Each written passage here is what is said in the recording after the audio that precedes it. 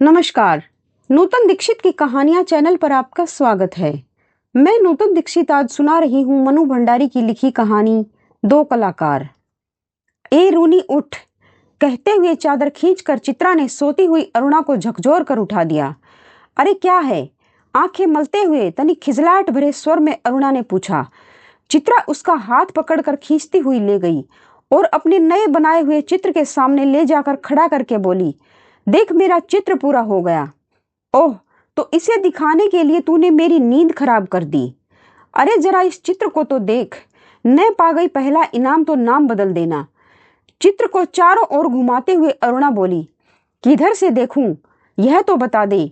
1000 बार तुझसे कहा कि जिसका चित्र बनाए उसका नाम लिख दिया कर, जिससे गलत फहमी न हुआ करे, वरना तू बनाए हाथी और हम समझे उल्लू। तस्वीर पर आंखें गड़ाते हुए बोली, किसी तरह नहीं समझ पा रही हूं कि 84 लाख योनियों में से आखिर यह किस जीव की तस्वीर है। तो आपको यह कोई जीव नजर आ रहा है? जरा अच्छी तरह देख और समझने की कोशिश कर। अरे यह क्या? इसमें तो सड़क, आदमी, ट्राम, बस, मोटर, मकान सब एक दूसरे पर चढ़ रहे हैं, मानो सबकी खिचड़ी पकाकर रख दी हो। क्या घनचक्कर बनाया है। यह कहकर अरुणा ने चित्र रख दिया। जरा सोच कर बता कि यह किसका प्रतीक है? तेरी बेवकूफी का। आई है बड़ी प्रतीक वाली। अरे जनाब, यह चित्र आज की दुनिया में कन्फ्यूजन का प्रतीक है, समझी?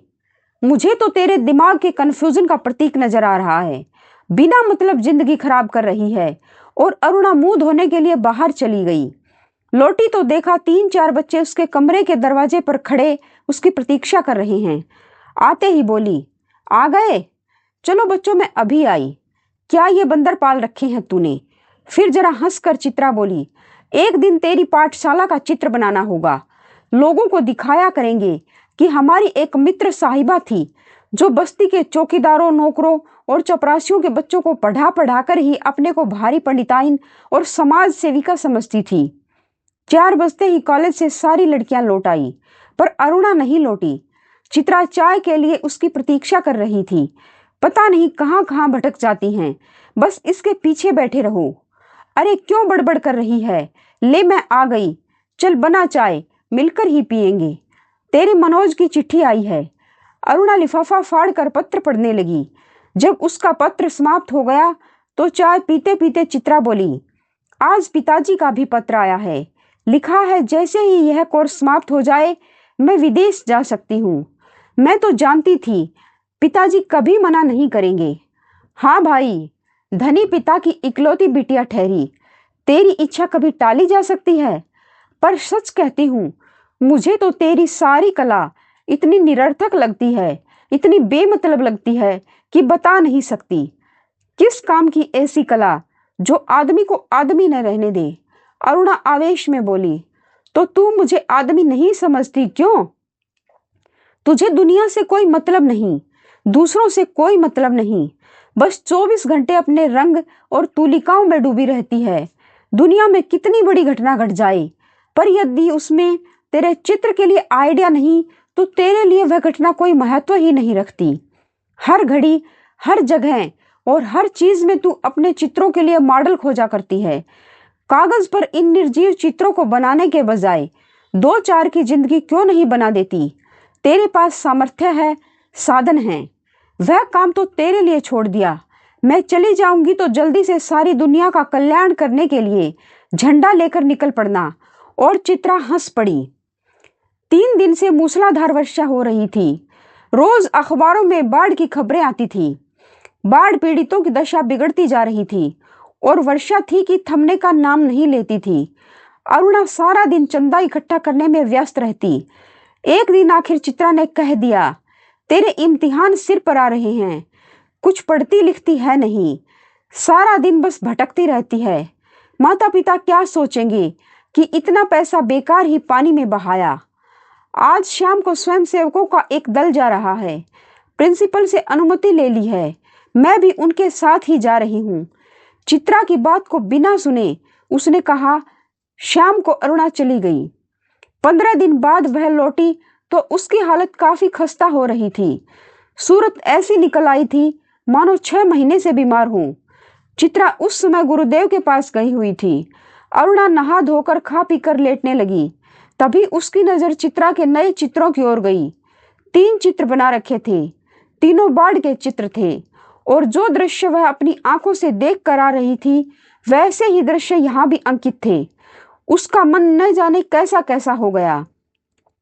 शाम को चित्रा लौटी तो अरुणा को देखकर बड़ी प्रसन्न हुई। क्यों चित्रा, तेरा जाने का तय हो गया? हाँ, अगले बुध को मैं घर जाऊंगी और बस 1 सप्ताह बाद हिंदुस्तान की सीमा के बाहर पहुंच जाऊंगी। उल्लास उसके स्वर में छलक पड़ रहा था। सच कह रही है, तू चली जाएगी? चित्रा 6 साल से साथ साथ रहते यह बात भूल गई कि कभी अलग भी होना पड़ेगा।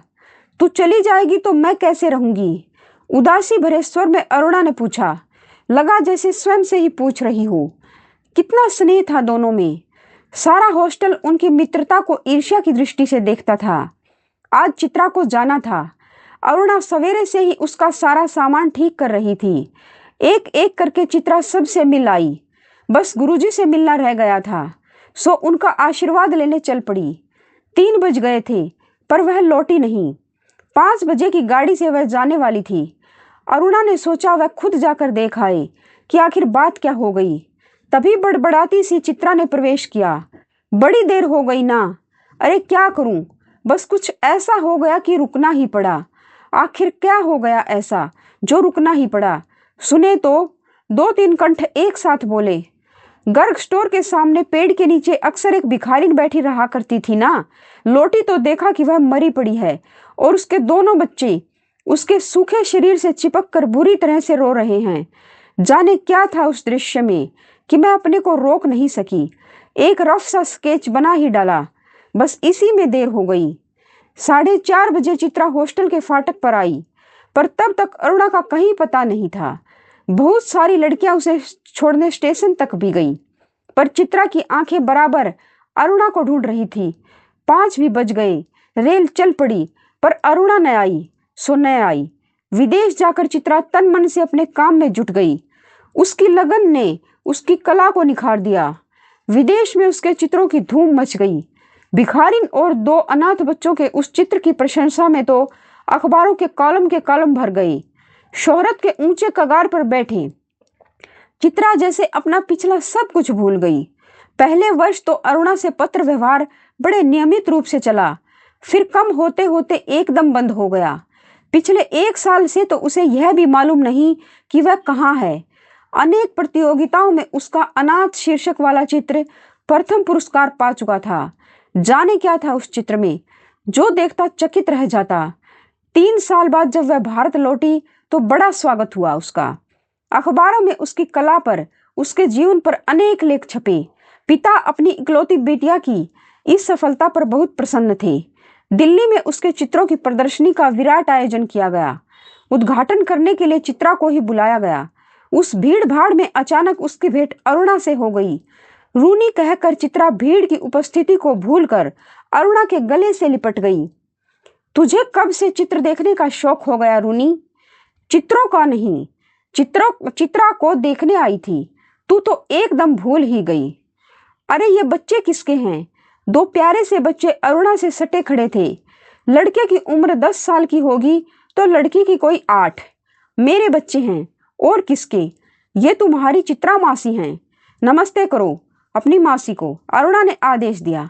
बच्चों ने बड़े आदर से नमस्ते किया, पर चित्रा अवाक होकर कभी बच्चों को और कभी अरुणा का मुंह देख रही थी। तभी अरुणा ने टोका, कैसे मौसी है, प्यार तो कर। और चित्रा ने दोनों बच्चों के सिर पर प्यार से हाथ फेरा। अरुणा ने कहा, तुम्हारी ये मौसी बहुत अच्छी तस्वीरें बनाती हैं। ये सारी तस्वीरें इन्हीं की बनाई हुई हैं। आप हमें सब तस्वीरें दिखाएंगे मौसी? बच्चे ने फरमाइश की।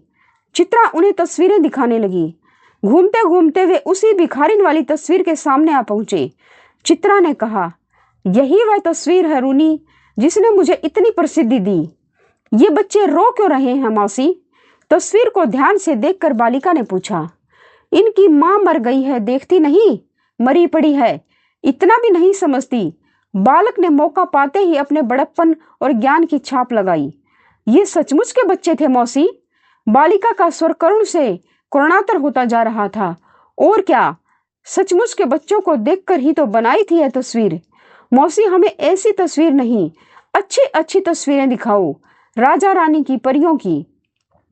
उस तस्वीर को और अधिक देर तक देखना बच्चों के लिए असह्य हो उठा था। तभी अरुणा के पति आ पहुंचे। साधारण बातचीत के पश्चात अरुणा ने दोनों बच्चों को उनके हवाले करते हुए कहा, आप जरा बच्चों को प्रदर्शनी दिखाइए, मैं चित्रा को लेकर घर चलती हूँ। बच्चे इच्छा न रहते हुए भी पिता के साथ विदा हुए। चित्रा को दोनों बच्चे बड़े ही प्यारे लगे। वह उन्हें देखती रही। जैसे ही वे आंखों से ओझल हुए उसने पूछा, सच सच बता रूनी, ये प्यारे प्यारे बच्चे किसके हैं? कहा तो मेरे। अरुणा ने हंसते हुए कहा, अरे बता ना, मुझे ही बेवकूफ बनाने चली है। एक क्षण रुककर अरुणा ने कहा, बता दूं? और फिर उस भिखारिन वाले चित्र के दोनों बच्चों पर उंगली रखकर बोली, ये ही वे दोनों बच्चे हैं। क्या? चित्रा की आंखें विस्मय से फैली रह गई। क्या सोच रही है चित्रा? मैं सोच रही थी कि, पर शब्द शायद उसके विचारों में खो गए। आप सुन रहे थे मनु भंडारी की लिखी कहानी दो कलाकार।